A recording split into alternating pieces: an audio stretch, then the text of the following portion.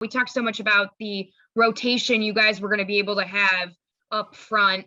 You guys were able to have a bunch of different combinations there. Just what did you see from your defensive line yesterday?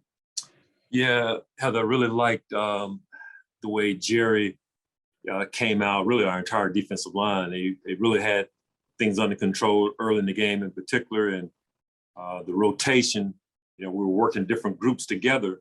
But Jerry Hughes, Greg Rousseau, our two tackles inside, when Ed was in there, when Vernon were in there, and they did a good job. And then when Justin, along with Harrison came in, they did a fine job for us as well. I thought our entire D-line did what we were hoping would happen, and that was control the line of scrimmage. They had their longest run was that reverse. But other than that, we pretty much controlled the line of scrimmage, and we were able to get after the quarterback and make him get off his spot. But really pleased with the way our defensive line, handled things yesterday. When he was in there, just what were your impressions of Greg Rousseau in his first real NFL game? Yeah, all the things we had seen in the preseason, Heather, with his poise and control and not just getting overwhelmed, was still evident yesterday. His first NFL start, you consider the fact that he had taken last year off, had not been in people in that much noise in quite a while, and thought he handled himself really, really well and made a couple of nice plays for us. There was one run that came to him where they had a blocker on him, and he sheds the block and makes the tackle in the hole, which was really good because a lot of guys would just stay on the block in that instance, and someone else would have to make the play. But it just shows you his athletic ability. And there were other times. One other time, I think maybe on the interception that was called back by Tredavious, Jerry gets a good rush, and then here comes Greg fighting through and grabbing Roethlisberger around the leg. So you just know there's more things to come with him. He handled himself really well yesterday. Thanks, Leslie. Appreciate it. You're welcome. Leslie, it's John. Yeah. Every time something doesn't go Levi's way, it obviously grabs a lot of attention. As an overall evaluation, how would you say he played yesterday? Overall, I thought he did a good job. There are going to be some moments where those 50-50 balls might not go your way. It just happens. Even the best corners in our league, you just got to win your share of them. And I thought he did. I thought he made some good tackles for us yesterday. He was in good position. It's unfortunate the one that they did get in the end zone. I mean, he got his hands on it. You'd like to be able to get that out. But that's the one that kind of, I'm sure, sticks in his mind. But he was in good position most of the day and made some good plays for us. Just unfortunate, you can't make every play. And with Taron, I thought he played really well. And the thing that stands out is for an undersized guy, he seems to play pretty big and tough. How unique is that for a defensive back of that stature to play like that? Very observant, John. I was watching the tape, man, and I was telling the coaches, I said, this is one tough dude, man. He's not the biggest guy, as you mentioned, but you wouldn't know it by the way he plays. He plays big. He's in there where the linebackers line up at times, and there he is using his hands, even though he has a soft cast on, he's using his hands and shedding blocks, and ended up making a couple of big open field tackles for us. They were throwing a lot of wide receiver screens, and he got off a couple blocks and made some plays for us. But he's a tough football player. Really, he can cover, he can tackle. He's just a good player, a smart player. Thanks, Leslie. You're welcome. Hey, Leslie. Good afternoon. Sal here. Hey, Sal. I'm going to piggyback on John's first question about Levi, but I remember last year when he went through a bit of a rough patch. I remember what you said, which is at some point you have to make a play. If you're going to get picked on a lot, you got to make a play to make him stop picking on you. It seemed like Ben was going after him. He was picking on him. He had the pass interference, the other call. Is that what it comes down to? Make a play and you'll get them to stop doing that. Generally, that's what happens. I mean, if they decide that you're going to be the guy that they're going to target, you have to make a play to get him off your back, and Levi does. He does that. I mean, he made some good tackles for us. He was in good position for us, and they keep throwing at him, which the next opponent may try to do the same thing. especially when we get in situations where we have to play a little bit more man, then he'll have to make those plays to back them away, and he will. I also want to ask about Matt Milano. He seemed real physical yesterday. I made a couple of real big time hits. He also, he has the task of covering linebackers sometimes as well, as we know, and they didn't do really a lot of damage to you guys with tight ends. I'm saying tight ends. He covers tight ends. They didn't do a lot of damage with tight ends yesterday. So his overall game is physicality and in pass coverage. Really pleased to see, Sal, how he stepped up his physicality. He's been known more of a cover linebacker, and of course we blitz him, and you see that physicality when he blitzes with running backs or guards. I mean, he can win on guards also, but to see the way he was taking on blocks, shedding blocks, and then when he did tackle, how physical he was on his tackles, it's really, really good to see. Just Matt's playing with a lot of confidence. He's playing with an attitude, and there's some good football ahead during this 2021 season based on what we've seen in training camp and what we saw yesterday as well. Thanks, Leslie. You're welcome. Yes, good afternoon, Coach. George Radney, Challenger Community News. How you doing today? Good, George. Good. Thank you. Great. I just want to get your opinion of Ed Oliver yesterday. And it seemed like you guys were moving him around, did some stunning and allowed him to use his foot speed a little more. And looked like he was getting in there. He definitely was getting in there to the quarterback early on. Yeah, Ed really had a good game for us. He was very active, had some tackle for losses. Did a great job of turning and running on some of those wide receiver screens and making plays for us. He had a good game. And you're right, we did move him around a little bit. Sometimes he was at the nose position, sometimes he was at the three technique position. So in each one of them, he still was a major factor. He was dominant in a lot of ways in the interior yesterday, for sure. Yeah, he even just from body language, it just looked like he seemed more comfortable on the field and being moved around more. Yeah, I think some of it, George, may be the experience factor. I mean, he's going into year 3 with us in this system. So I think there's a certain comfort level that creates that confidence. And as the year goes on, we'll just continue to see that consistency in his play. But he did a heck of a job yesterday.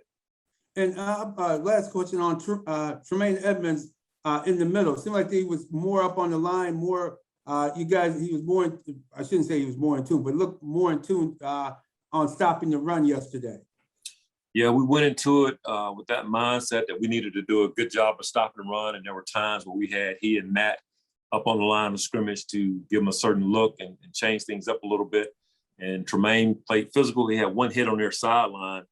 That was a big time hit and really sent a message to their running backs when he came over and hit. Maybe it was a receiver. But yeah, he played physical yesterday. He played smart. He did a good job for us. Excellent. Thanks, Coach. And by the way, I interviewed a friend of yours last week, Tyrone Keys. Told me to tell you hello from your 85 Bear. I didn't realize you guys were almost from the same hometown. He told me a lot of good stories about you last week. Yeah, Tyrone's a good man. Yes. Take care, Coach. Thank you. Hey, Leslie, it's Heather again. Just kind of this is more of a generic question, but just after the game, Micah and Jordan, specifically Jordan, was talking about how, as a defense, they didn't do enough. They didn't take the ball away. They weren't able to find ways to create turnovers and get the offense the ball back. Just, I guess from your perspective, just how frustrating is it when as a unit, the defense played really well and did so many good things, and then it just comes down to, a couple big plays there by the Steelers offense, and then, a block punt, which obviously isn't, on the defense, but I guess just, how frustrating is that when for everything that they were able to do? It's a good question, Heather. When I talked to the defense today, I shared with them some of those really good things they did. And I had talked to them early in the week. The difference in our 2 wins in our mind against the Steelers over the last couple of years was the fact that we had taken the ball away. We had won that turnover differential battle. And so going into it, we felt like, because each one of those games previously were close games, we said this is probably going to be another close game. The takeaways by our defense will probably be the difference. And we felt like we could control things for the most part. And now, can we get the takeaways to really flip the tide?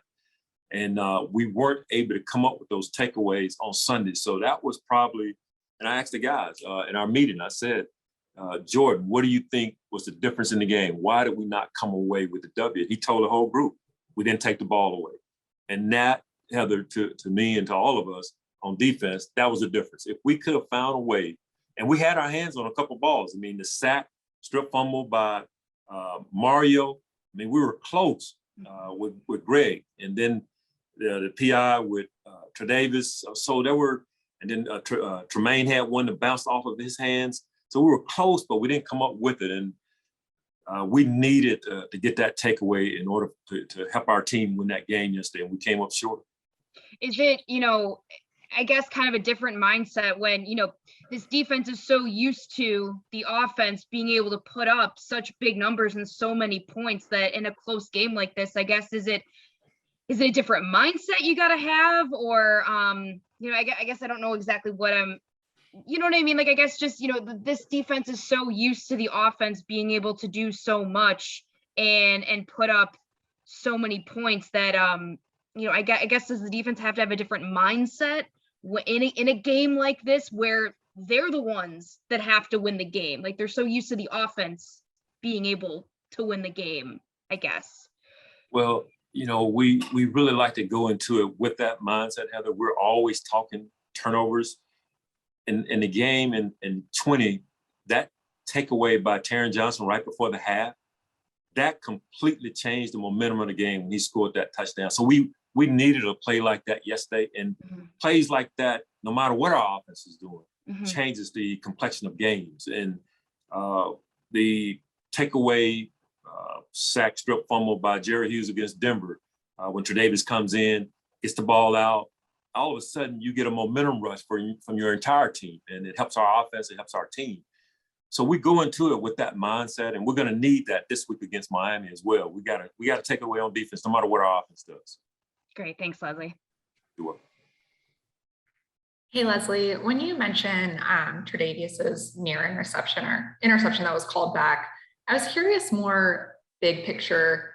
Any game, obviously, a player is going to have ups and downs, but when they come like sandwich 15 seconds with each other of he makes the play, it's called back right away. How do you handle that? Do you do anything different when it's just such a switch so quickly for a player? When you say do anything different, like do you talk to them earlier than you would maybe just to see if something, when it happens that fast? Yeah, maybe when he comes to the sideline, Captain, I'll chat with him and try to encourage him to be able to bounce back. Now we have some of those conversations prior to the game too, because we know stuff is going to happen, and we're always talking about moving on to the next play. And when a play like that happens, the one that Tredavis was involved in, if not careful, then you get frustrated and it can carry over and affect your next play. So we always talk about moving on from that play and get ready to play the next play. And I thought Tredavis did that, most of the day. I hope I'm answering the question. Yeah, thank you. Hey, Leslie, what's your early diagnosis of the Miami Dolphins? I know Tua is their starter right now, and they have a couple new weapons, one of those being Jalen Waddle, and maybe what you think the defense can do to help come away with their first win of the season. I've only just taken a brief look at them, earlier, and I got to, dig a little bit deeper, but the little bit that I saw, Tua has really improved. He's grown for sure, and they've got quite a wide receiving core. Adding Will Fuller and then Jalen.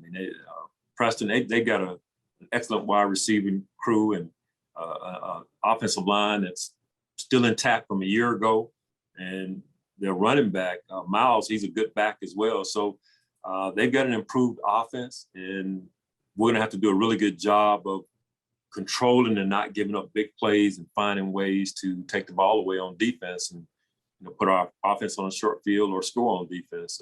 But they've got some weapons on that side of the ball. Hey, Leslie, it's John again. I know you said you haven't dug too deep into Miami, but you're well aware of Mike Gesicki. He's someone that's kind of been an issue in the past. How has your approach to neutralizing him maybe shifted over the years that you've faced him now a handful of times? Well, he's a good player for them, obviously, and he's really improved every year that he's been there in Miami. And we'll have to pay attention to him when he's in the ball game. And I got to get a better feel for how they're using him with this new crew and with the receiving core that they have. But he's an outstanding pass receiving tight end and a guy that you really have to pay attention to. So we'll see as we go along. But we're conscious of him for sure, very conscious of him. You mentioned, again, I understand it's still early in the week, but just on the surface, I would assume it may add a little stress or alter your abilities to cover him, understanding they have more wide receivers or weapons potentially out on the field than in years past. Yeah, that can create some issues when you added some other pieces now where you can't really zero in on one or two guys. So that does change the dynamics a little bit. But we got to find a way to slow them down. We'll have our work cut out for us for sure. But I mean, that's the NFL also. Most teams have weapons. It's just about how many weapons do they have. Thanks, Leslie. You're welcome. Hey, Leslie, there was a lot of talk after the game just about not panicking because it was just one game, one performance. There's plenty of games left. Your defense has had performances they'd like back in years past. You kind of mentioned during Heather's question that they didn't get the turnovers they wanted. So being there before, how have you seen this unit kind of move on and fix these things like good teams do, especially so early in the season when, you've kind of got that one loss now under your belt and you're trying now to, I guess, play catch up if you kind of want to say it that way. Yeah, in the past when we had situations where we've had some adversity as a team or as a defense, we've been resilient enough to move on and, go on to the next game and the next situation. And that's why, we've been in the playoffs after having some bumps in the road during the season. And that's a sign of a mature team. That's a sign of good leadership on your team. And we've had that in the past. Now, the thing about this team is this is a new team. This is 2021. So, we think we have those things in place, but time will tell. Adversity kind of reveals in a lot of ways who you are, what you will become. And so we'll be learning about the 2021 group as we go, as we move forward. But hopefully we learn some really good lessons from this game on yesterday, and that will help us in the future. That's been the case in the past.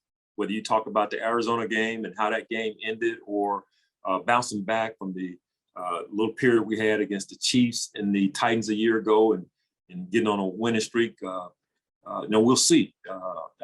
We all believe that we have the right pieces on our team to bounce back from yesterday and not let that be the defining moment in our season.